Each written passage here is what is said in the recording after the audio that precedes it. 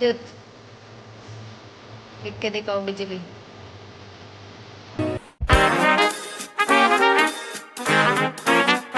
Hello दोस्तों, कैसे हो आप लोग। Welcome back to the channel live life easy. तो इस वाले व्लॉग में अभी बच्चों के ना 15 से एग्ज़ाम शुरू हैं, तो उसकी प्रिपरेशन चल रही है।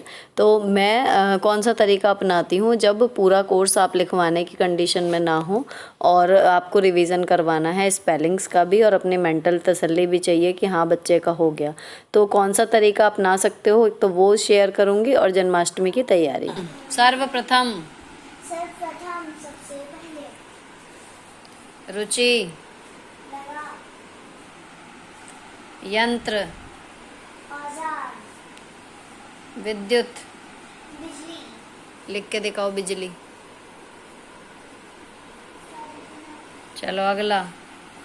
पदवी के बाद मन का क्या है मन का दिल, और संसार का विश्व, विश्व। लिख के दिखाओ।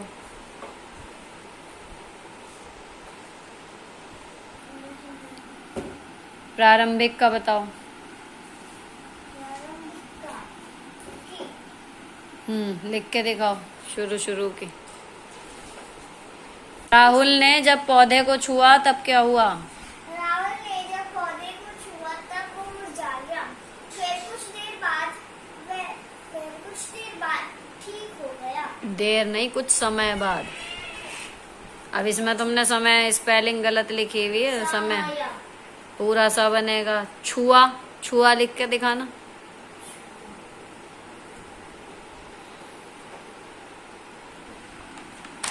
अच्छा, अब ये मुरझा लिख के दिखाना। मुरझा गया वाला मुरझा।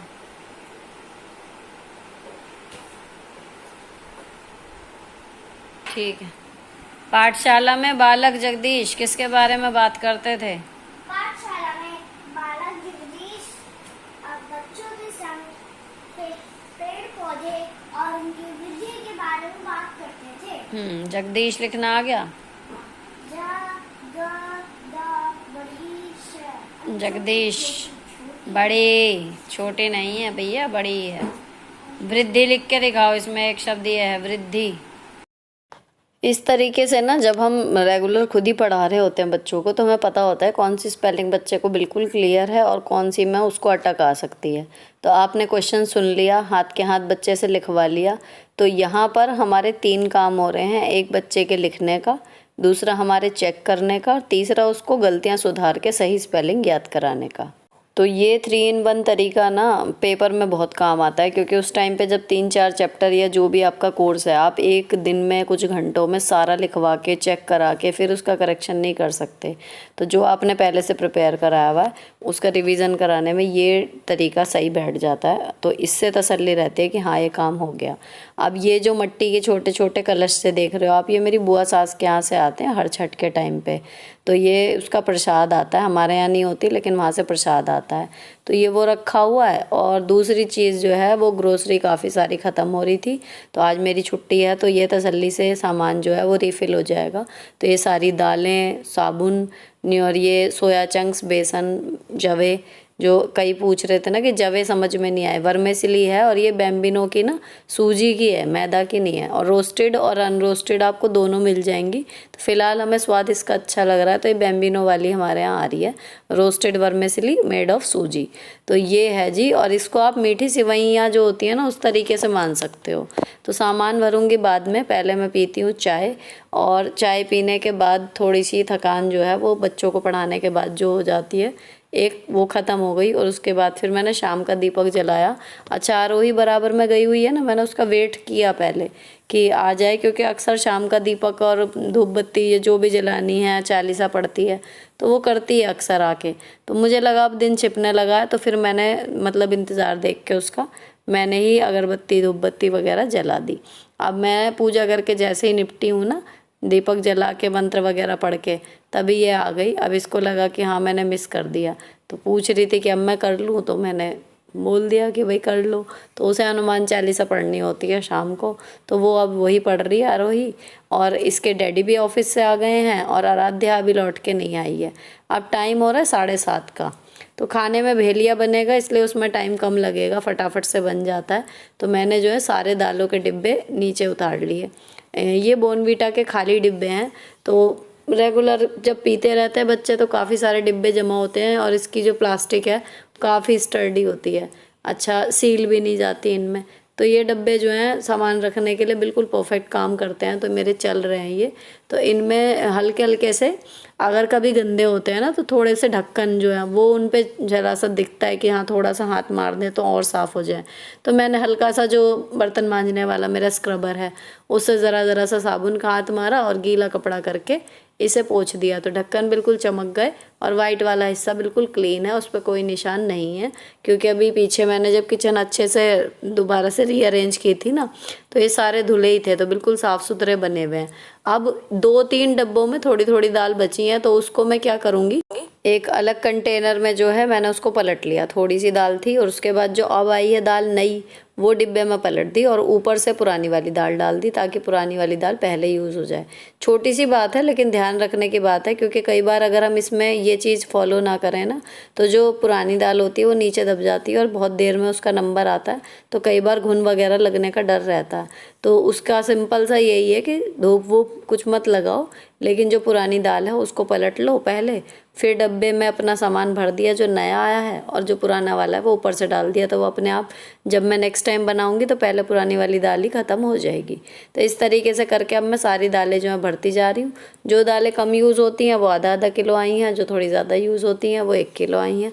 तो उसी के अकॉर्डिंग डिब्बे भी हैं और इनमें भरने के बाद ये मतलब आज तसल्ली से ग्रोसरी भरी जा रही है, वरना यूजुअल में हमारी मतलब 7-8 दालों में से 2-2 3-3 करके दालें आती हैं। पहली बार ऐसा हुआ है कि इकट्ठी ख़त्म हो गई थी, थोड़ी सी बस 2 दाल बची हुई थी, बाकी सारी ही दालें ख़त्म हो रही थी। और आप लोग जानते हो हमारे यहाँ दाल ज़्यादा खाई जाती है। अब यहाँ पर ये सारे पलटने के बाद मेरा यहाँ पर ये दालों का काम ख़त्म हो जाएगा। अब जो पैकेट्स वाले आइटम हैं उसके बाद मुझे खोलने हैं वो। तो पहले ये सारे डिब्बे सेट हो गए सातों के सातों, अब इनको मैं ऊपर लगा दूँ तो यहाँ पर जगह हो जाएगी। और इस अलमारी में जो बीच वाला पोर्शन है ये मैंने दालों के लिए जो है वो डिसाइड किया हुआ है, और बाकी सामान जितने भी पैकेट वाले रहते हैं जिन्हें सील से बचाने के लिए थोड़ा पैकेट में निकाल लिया, बाकी रबर बैंड लगा के रख दिए, वो सब इसमें रहते हैं। अब अगला आइटम जो है वो सोया चंक्स है, तो इसको पलटेंगे। इसके लिए ये वाला डिब्बा मैंने लिया हुआ है ट्रांसपेरेंट वाला, और ये रहती है छोले और राजमे के साथ। उधर जो हल्की सी भी भिगोने की चीज़ है वो मैंने एक साइड रखी हुई हैं, दालें एक साइड रखी हुई हैं। तो यहाँ पर ये पैक हो गया, काले चने डल गए डब्बे में, काले चने आए थे। और उसके बाद ये जी हमारे सूजी वाले जो जवे मैंने अभी आपको दिखाए थे वो, तो यहाँ पर ये भी फिल हो गए हैं। अब इनको भुने हुए लेने से ना काफ़ी सुख रहता है, वरना इनको अब मैं रखती जब भून के ही रखती है। अगर जब कच्चे मंगाती हूँ तो डिब्बे में भरने से पहले मैं भून के ही रखती हूँ, तो उसी टाइम पैकेट खुलता है जब मैं भूनने की कंडीशन में हूँ। अब आखिरी चीज़ जो आज की बची है बड़ी, वो बची है बेसन भरना। तो बेसन ये जो है मैं हमेशा छान के जो है भरती हूँ, तो जो इसमें छोटे छोटे ये बॉल सी बन जाती हैं ना ये ख़त्म हो जाती हैं। और जब आपको यूज़ करना होगा ना तो बेसन बिल्कुल स्मूथ मिलेगा। अच्छा, अब ये आए थे तो चाय कॉफ़ी इन्होंने वैसे मना कर दी थी गर्मी की वजह से, तो अब ये कोल्ड कॉफ़ी की तैयारी कर रहे हैं मेरे हस्बैंड। तो ये कॉफ़ी जो है वो फ्लेवर्ड कॉफ़ी है, अजीब सा इसका नाम है कुछ, मैंने आपको पहले भी शेयर किया था, तो इसका टेस्ट अच्छा लगा था ना, तो इस बार पूरा पैकेट मतलब 4 फ्लेवर हैं उसमें, ये आ गया था। तो अब इन्होंने ये 2 पाउच डाल लिए हैं, इसमें हमारा तीनों का काम हो जाएगा थोड़ा थोड़ा। और उसके बाद में दूध और आइस वगैरह डालेंगे। इतने बेसन छन गया था तो मैं इसको चमचे से लेके डिब्बे में भर रही हूँ। अब इधर इनकी कोल्ड कॉफ़ी में डल गई है आइस और अब ये चलने के लिए बिल्कुल रेडी है। तो यहाँ पर बन रही है कोल्ड कॉफ़ी, मैं भर रही हूँ बेसन और बच्चे जो हैं वो खेल रहे हैं। आराध्या भी वापस आ गई है। तो यहाँ पर हम चारों लगे हुए हैं अपने अपने काम में। ये देखो ये प्लेइंग कार्ड्स खेल रही हैं। तो अभी ना पढ़ने के साथ साथ इनका थोड़ा सा मेंटल रिफ़्रेशमेंट बच्चों का बहुत ज़रूरी है, इसीलिए मैंने ट्यूशन छुड़वा दिया, क्योंकि ट्यूशन के बाद ये बहुत ज़्यादा बिजी हो जाती थी, शाम का खेलने का टाइम इन्हें बिल्कुल नहीं मिलता था। अब यहाँ पर ना आप बेसन जब भी भरो उसको इस तरीके से प्रेस कर कर के भरो कि अंदर उसके एयर ना बचे। तो आपका बेसन अगर कम खर्च भी होता है और ज़्यादा टाइम के लिए आपको रखना ही पड़ जाए ना, तो इसमें घुन या सुर्री कुछ नहीं होगी। उसके बाद मैंने हल्का सा जो है ढक्कन पोंछ के रख दिया और यहाँ हमारी तैयार हो गई बिल्कुल फ्लफ़ी झाग वाली बढ़िया कोल्ड कॉफ़ी। तो ये दोनों ग्लास थोड़े बड़े वाले ये मेरे और मेरे हस्बैंड के लिए हो गए, और यहाँ पर ये छोटा बेबी ग्लास हो गया आरोही का। आरोही को कोल्ड कॉफ़ी पसंद है, आराध्या को इंटरेस्ट नहीं आता इतना। और अब ये देखो चीयर्स चल रहा है पिता पुत्री का। अब हम पियेंगे कोल्ड कॉफ़ी बैठ के थोड़ी देर, उसके बाद करूँगी मैं बाकी का काम। अब डिनर में ना इसीलिए भेलिया बना रही हूँ। इसका कद्दू की सब्ज़ी में ना कोई चॉपिंग वगैरह होती नहीं, मेथी दाने से छुक जाएगी सिंपल। तो मुझे सिर्फ सब्ज़ी बना के रोटियाँ सेकनी है, तो मेरे पास है अभी 10-15 मिनट की मैं आराम से बैठ के पी सकती हूँ कॉफ़ी। अब इनकी मेरे बैठते इनकी चल रही हैं बातें, अपनी अपनी इनकी बातें स्कूल की, सहेलियों की और कज़िन्स की, कभी ख़त्म नहीं होती। तो यहाँ पर हम लोग आपस में एक दूसरे का दिन डिस्कस कर रहे हैं कि किसका कैसा गया और कल क्या क्या करना है मेन। क्योंकि कल छोटी जन्माष्टमी है, पाग वगैरह बनेगा, और परसों बड़ी, तो उसके लिए हमने प्लान किया है कि ना हर जन्माष्टमी पे लगभग इनके स्कूल में एक डांस प्रिपेयर कराते हैं, तो वही डांस फिर ये घर पे तैयार होके करती हैं। इस तरीके से हो जाता है। लेकिन इस बार स्कूल में कुछ नहीं हो रहा है, इनके डांस वगैरह कुछ नहीं प्रिपेयर कराया इन्हें। तो मैंने सजेस्ट किया कि मतलब 2 दिन से चल रहा है कल से ये, कि अपना डांस अलग प्रिपेयर कर लो, हम छोटा सा जन्माष्टमी का जो है सेलिब्रेशन करेंगे। ये इनकी लास्ट ईयर की वीडियो है जो टीवी पे चला रखी है मैंने, और इसको देख के अपना पुराना वाला डांस भी रिकॉल कर रही हैं, और इसके साथ एक आध डांस छोटा इसी के साथ नया जोड़ लेंगे। तो इस बार का भी हमारा जन्माष्टमी का छोटा सा अपना सेलिब्रेशन सा हो जाएगा। बच्चे खुश हो जाते हैं, थोड़ा सा कुछ करा लो फेस्टिवल पे तो। और यहाँ पर जो है जी सीताफल की सब्ज़ी है कद्दू की, ये बन चुकी है, और इसके साथ पूड़ी या पराठे पसंद आते हैं सबको, तो मैं बना रही हूँ पराठे। और खाना बनाने के बाद, खाने के बाद मेरा एक जो काम रह गया है वो कान्हा जी के वस्त्र और मुकुट लाने हैं मेन मुझे। तो अभी मार्केट खुल रहा होगा, मैंने इनसे पूछा, तो फिर ये है कि खाना फटाफट खा के काम निपटा रहता है ना, तो बाज़ार से आके सिर्फ बर्तन धोना इतना भारी नहीं लगता। तो खाने का काम ये है कि निपटा के जाएंगे। तो अब मैं खा चुकी हूँ, ये सब खा चुके हैं, मतलब चल रहा है इनका अंतिम दौर में खाना, और टीवी में चल रहे हैं गाने। तो ये टीवी देखेंगी और बचा हुआ खाना खाएंगी। इतने मैं और मेरे हस्बैंड जाके अपना बाहर का काम निपटा आते हैं। तो यहाँ शॉप पर ना मैंने फटाफट सामान लिया, ढंग से क्लिपिंग मैं बनाना ही भूल गई। ये मैंने वापस आते हुए एक क्लिप बनाई है। तो ये हमारी लोकल शॉप है, वहीं पर सारा सामान यहाँ पर अच्छा और रीज़नेबल मिल जाता है। तो ये सामान मैंने लिया है, अब आपको दिखाती हूँ घर जाके कि क्या क्या लिया है। फ़िलहाल यहाँ पर ना देखो मोर पंख मिल गए, तो मुझे अच्छे लगे, और मेरे पास थे भी नहीं, तो मैंने अभी 2 ही लिए हैं, और इनको फ़िलहाल सजा देंगे। अब ये मोर पंख बच्चों ने ना पहली बार हाथ में लेके ऐसे देखे हैं, तो ये इतने खुश थे कि कान्हा जी देखो आपके लिए क्या आया है। हालांकि लाइट बंद कर दी थी मैंने, मंदिर की मना कर रही थी, लेकिन नहीं, देखो कान्हा जी आपके लिए क्या आया है। तो ये उन्हें दिखा रही थी। अब आपको दिखाती हूँ सामान। तो ये मतलब लड्डू गोपाल की ही ड्रेस है। मेरे कान्हा जी जो हैं वो बड़े हैं, लड्डू गोपाल नहीं है मेरे पास, लेकिन फिर भी मैं ले आई हूँ। इनको पहना के देखते हैं कि क्या बनता है, कैसा बनता है, क्या लुक आता है, और फिर उसके आधार पे आगे के लिए इनके लिए कपड़े जो हैं वो लिए जाया करेंगे। फ़िलहाल अभी खड़े हुए बांसुरी बजाते हुए बड़े कृष्ण जी हैं, तो उनके कपड़ों की अभी तक भी ढंग से सेटिंग बैठी नहीं है मेरे से। अब यहाँ पर ये एक सेट मिला जिसमें मोरपंखी वाला सुंदर सा मुकुट, माला और कंगन है, बांसुरी है, छड़ी है, और जी कुंडल है। ये एक पूरा सेट ले आई हूँ मैं। और यहाँ पर 2 पगड़ी लाई हूँ, एक नारायण जी के लिए और एक इनके लिए। इन दोनों के लिए मैं हमेशा एक सी लाती हूँ, कलर अलग करके, क्योंकि दोनों ये एक से हैं, और इनके जो है मतलब आउटफिट भी मैं काफ़ी हद तक एक से ही रखती हूँ। ये हो गया। उसके बाद फिर जो है सामान मैंने रख दिया पूजा का। अब जो खाना खा पी चुके थे सब, तो अब बर्तन बचे हैं, और उसके बाद फिर मुझे करनी है किचन क्लीनिंग। तो यहाँ पर आज का काम जो है वो ख़त्म हो गया। हालांकि जो मैंने टू डू लिस्ट बनाई थी उसमें से मेरे 2-1 काम छूट गए, वो मुझे कल करने होंगे, क्योंकि बच्चों की पढ़ाई में टाइम जा रहा है।